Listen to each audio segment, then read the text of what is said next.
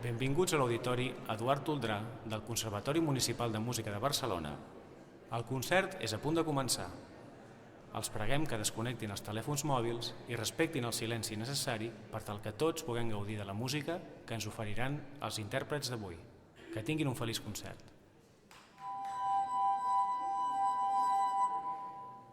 Els agrairem que no facin ús dels aparells electrònics durant el concert.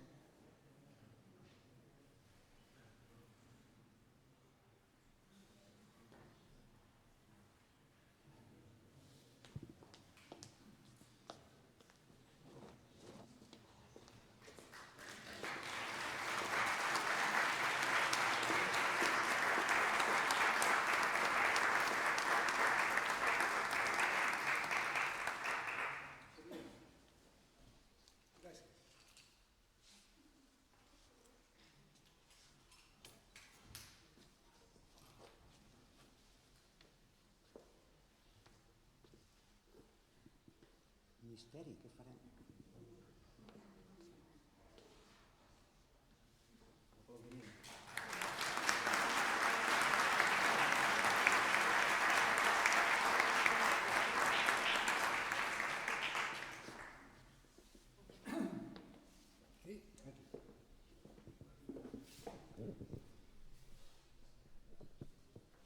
Després ja us presentaré.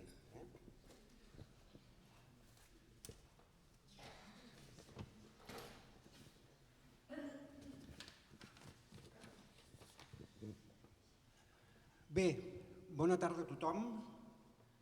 Benvinguts a aquesta festa. Doncs, al meu entendre, cada concert ha de ser una festa de la música, que s'ha de gaudir de principi a fi. Gràcies a tots per ser aquí. Família Montsalvatge, públic entre els quals hi ha amants de la música i professionals de la música,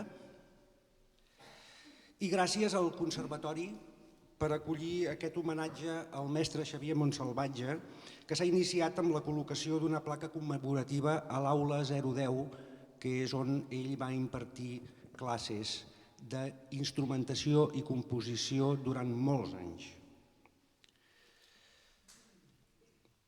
I va ser catedràtic d'aquestes assignatures en aquest centre. Gràcies també a la direcció del Conservatori per fer possible aquest acte, aquests dos actes, i a la Comissió de Patrimoni, una comissió que s'ocupa d'honorar músics que majorment han tingut a veure amb la casa. Avui commemorem 20 anys de la mort del mestre i 110 del seu naixement. Això havia de ser el 2022, però no hi va haver possibilitat de fer-ho per una qüestió de dates. Per què el títol d'una veu calidoscòpica? Doncs perquè si agafem un calidoscopi i el anem girant, veurem que aquella primera imatge va canviant lentament, va canviant, però a vegades sembla que sigui la mateixa, però va canviant. I és el que passa amb la vida de les persones. Hi ha una essència i després hi ha uns canvis que fan canviar a la persona i el que fa, i això és la vida, no és altra cosa. En paral·lel podríem dir que aquest calidoscopi que va canviant és com si fos una demostració també de la faceta, de la polifaceta del mestre. Per què? Perquè ell va ser compositor, professor, conferenciant, crític, assagista, escriptor de llibres, etc. Polifacètic, molt. I bé, em plau presentar-vos Xavier Montsalvatge Pérez o Xavier Montsalvatge Júnior, fill del compositor, i farem un breu diàleg, el més breu possible. Però no parlarem de si el compositor feia politonalitat o bitonalitat o atonalitat. No entrarem en això perquè després serà la seva música la que parli per ella mateixa. Jo li volia preguntar a Xavier Montsalvatge Júnior com vivíeu tu i la teva germana la vostra infantesa com a fill d'un músic? A veure, en primer lloc, perdoneu que estic una mica fònic, no té res a veure, estic Covid passat i tot, però perdoneu si no em sentiu, m'ho dieu. En primer lloc, és protocol agrair a tots els que heu vingut i els que us interessat per aquest concert, molts amics, agrair al conservatori, agrair molt als intèrprets que segur que han fet o faran un esforç per tocar la música, una música que a vegades no és tampoc excessivament fàcil. Em preguntes sobre la nostra joventut. Jo recordo fa poc, amb també un petit homenatge que es va fer, que em deien, escolta, et preguntaré unes coses sobre la música de Montsalvatge. El tema Montsalvatge em vaig preparar una mica el tema de les peces i tal, i quan vaig arribar allà em van dir, escolta, això no interessa massa. A la gent no interessa massa perquè de la música que parlin els músics. A tu ens interessa una mica com una cosa més personal de com vivies els anys de la teva joventut pel ser fill de músic. Jo ja ho he dit diverses vegades. A veure, la nostra, aquí està la meva germana Ivet, ho vivíem d'una manera, ara ens adonem que ho vivíem d'una manera una mica especial. O sigui, ser fill de músic en els anys 50, jo vaig néixer al 48, era una cosa absolutament estranya en l'entorn familiar, completament estranya, per dir-ho d'una manera suau, per no anar més lluny. O sigui, els nostres pares, que eren pols oposats, que s'estimaven molt, però per mi no eren uns pares, diguem-ne, inserits dins la normalitat habitual dels pares dels meus companys. Dels pares dels meus companys hi havia, no sé, potser un advocat, o potser algú que treballava a la banca o regia una farmàcia. Jo era fill de músic, amb la qual cosa fins i tot m'atreveixo a dir que de petit havia patit, quan tenia 10 o 11 anys, inclús un cert búnic, jo diria, pel fet de ser fill de músic. Perquè el meu pare era una persona estranya. Quan em preguntaven, escolta, el teu pare què és? Jo no acabava de dir que era músic perquè sabia que això no s'entenia bé. Deia, era crític musical, perquè ella es va, molta part de la seva vida, i de fet es va guanyar la vida, almenys en els primers anys, de manera treballant molt com a crític musical. Jo deia, era crític musical i era subdirector de Destino. I això s'entenia millor. S'entenia molt millor. Això va anar passant quan nosaltres ens vam fer més grans, 14, 15 anys, aquesta espècie de... que un vol ser sempre com els altres companys. Per això, als 14, 15 anys, quan ets conscient del valor dels que tens a sobre, llavors això canvia. Canvia i llavors canvia lo negatiu per lo positiu. Llavors poses en valor exactament com van les coses. De petit ho vivia així. I també, per exemple, per dir coses ràpides més de l'àmbit familiar, també era diferent a l'àmbit familiar. Perquè, esclar, els meus pares, per exemple, el meu pare i la meva mare sortien cada nit. Jo recordo les nits de casa meva sempre amb una senyora que ens venia a cuidar i tal, no per necessitats, purament que anava cada nit el seu ofici li obligava a fer la crítica. O de dia, per exemple, el record que tinc claríssim, perquè podia extendre molt aquí, però era, per exemple, jo sentíem a casa constantment la música i sobretot el piano del meu pare que emetia darrere una porta tancada en el seu estudi notes inconnexes, notes amb alteracions que jo desconeixia, que per mi eren críptiques, tot el rato, tot el dia, quan ell treballava naturalment, i això era el so de la meva... És com Montpou tenia el so de les campanes en el seu cervell. En el meu cervell hi havia tot aquest entorn de notes, i a més el meu pare, com que no era pianista, ell sabia tocar el piano relativament i l'utilitzava com un sistema purament instrumental, aquests sons no acabaven ser resolutius. O sigui, no és allò que tu composes i després toques la peça. Xavier, disculpa'm, ens queden 6 minuts. Bueno, però... Doncs talla. Però deixa'm acabar això, perquè això potser interessi. O sigui, no hi havia resolució. I això, diguem-ne, conforma una mica el paisatge familiar de casa meva. Podria extendre amb moltes coses més, naturalment. Pregunta'm alguna cosa més, però talla'm si m'allargo. O si no interessa. Sí, home, clar que interessa.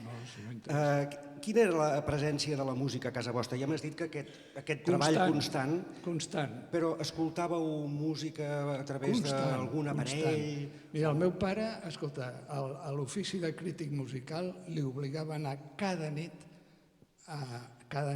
i constantment a tots els concerts, perquè a més era molt treballador i ho feia. Llavors ell arribava saturat de música, diguem, de la música entesa com a música clàssica.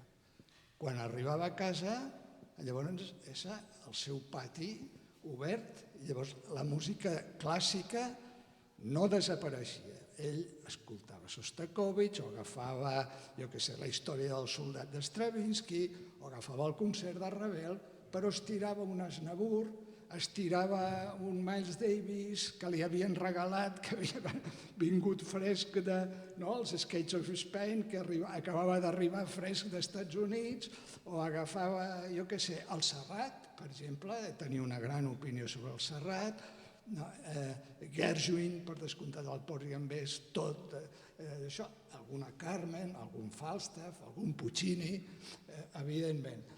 Això ho dic perquè nosaltres ens vam impregnar d'aquest tipus de música. A casa no passejaven els germànics, no existien els germànics.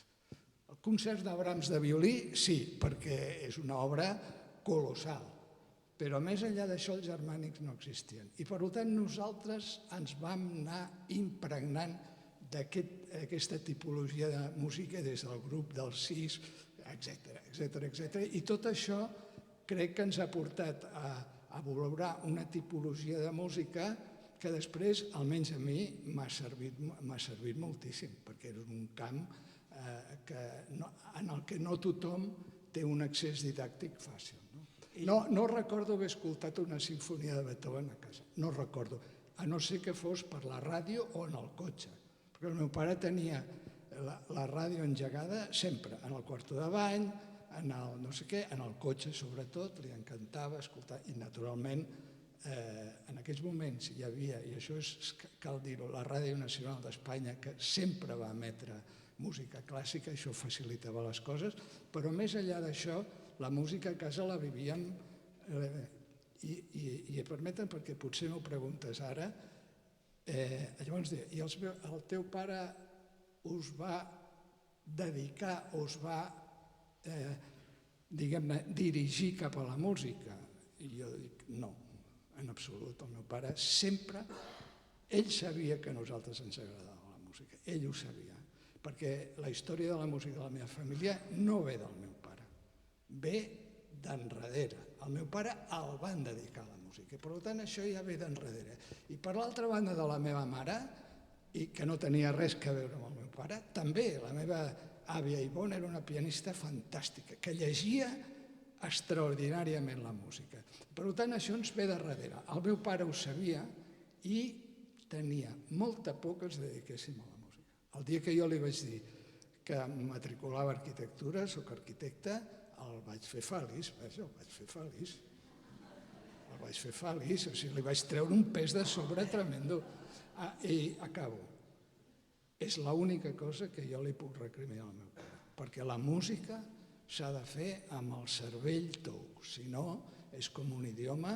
Sempre he estat estudiant música i mai he arribat a res massa concret. M'he fet igual. A més m'he casat amb una...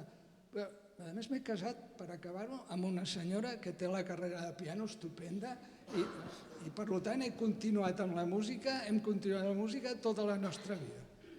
Com a anècdota, una vegada que viatjava amb el teu pare i la teva mare, en direcció a Figueres, em diuen, jo encara el recordo el teu pare amb una gorra d'aquestes angleses, diu, Jordi, t'importaria que sentíssim Maurice Chevalier? No és que el conegui gaire, però vaja, l'he sentit. I vam estar tot el viatge de Barcelona a Figueres sentint en un caset a Maurice Chevalier. T'havia parlat ell de com es trobava aquí a la casa fent les classes d'instrumentació i composició. Bueno, tu has parlat abans, jo no sé, clar, la majoria de gent no ha estat de vosaltres, perdoneu, no heu estat en la placa, tu ho has explicat una mica. És lògic parlar aquí en el conservatori de com ell vivia. Ell a l'ensenyament, sobretot a la composició, ell, diguem-ne que en transmetre el coneixement de composició no es sentia massa a gust, en el sentit que ell sempre va ser molt autodidacta, per tant va veure de fons molt diferents i li costava molt dir si una cosa estava bé o estava malament, li costava. Jo recordo que, a vegades com a jurat també, ser jurat de molts premis, venia a casa amb un piló de partitures i que per mi era un llenguatge absolutament críptic, però em deia, veus, això està molt bé, però no sé per què. O està molt malament i no sé per què. Bé, no, sí que sé per què, o no sé explicar el per què. I per tant, en la faceta de professor de composició, els alumnes ho diran, doncs tenia sempre aquest neguit de saber-ho transmetre d'una manera correcta, perquè ells sentia aquesta cosa que tots sentim, allò que es deia la recòndita harmonia, o sigui, el refugi de la música està en un lloc que és molt difícil de saber-la afinar. Ell sempre deia... No, acabo dient que això per lo que fa a la composició, per lo que fa a la instrumentació, això ja era una cosa completament diferent. La instrumentació és una tècnica que ell dominava absolutament, ell va ser un gran instrumentador, era el que li agradava, l'orquestra. Per ell, instrumentar era com pintar un quadre. Jo el recordo haver instrumentat partitures escoltant música, cosa que deu ser una cosa raríssima, però hi ha una part mecànica, direm, que potser és compatible. Quan ell havia acabat el nucli dur d'una obra i es posava a instrumentar-la, li passaven tots els mals. I per tant, com a instrumentador, dins del conservatori, segurament va fer una tasca molt més clara. Això no vol dir que els seus alumnes de composició, quan ells trobaven el fil, li agradava, li encantava conduir-los i agraïa molt que els joves toquessin la seva música, ho agraïa molt. Jo recordo com havia explicat, quan feia de jurat de concursos, deia, entre el primer premi i el segon, diu jo, és que no hi veig la diferència. Hi ha una línia vermella que dius, no sé per què ara aquest serà el primer i l'altre serà el segon. A vegades això ell el feia patir una mica.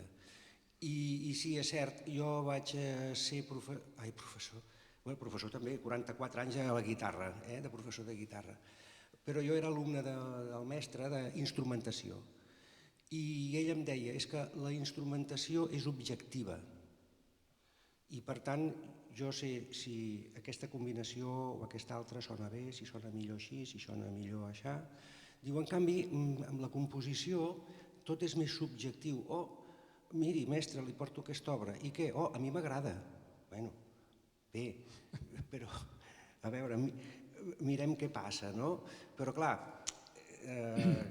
cada alumne té la seva personalitat, la seva visió de les coses, llavors això a ell li costava més controlar, no? Ell deia, per exemple, no sé, potser us farà gràcia, és impossible demostrar que un lied de Schubert és millor que la Violetera.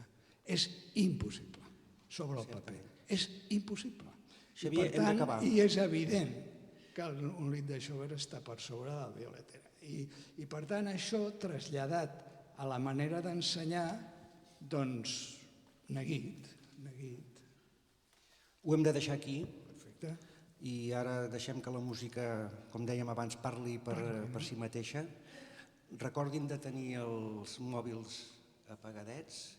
Xavier, moltes gràcies. A tu. Moltes gràcies.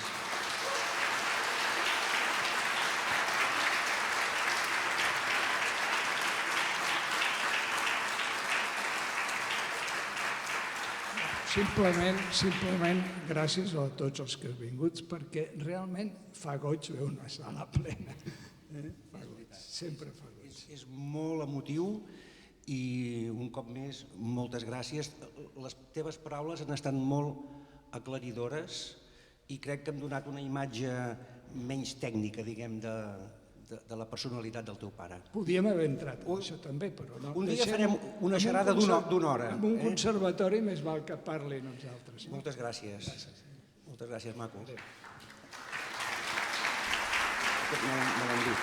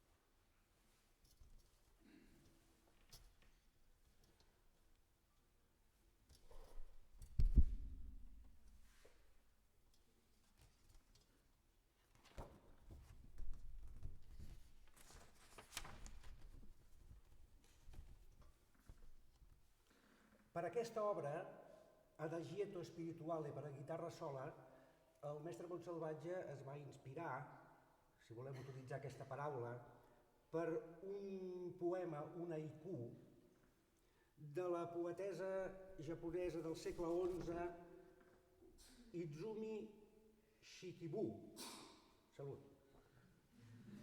que diu així: què puc fer? Com consumar la meva vida?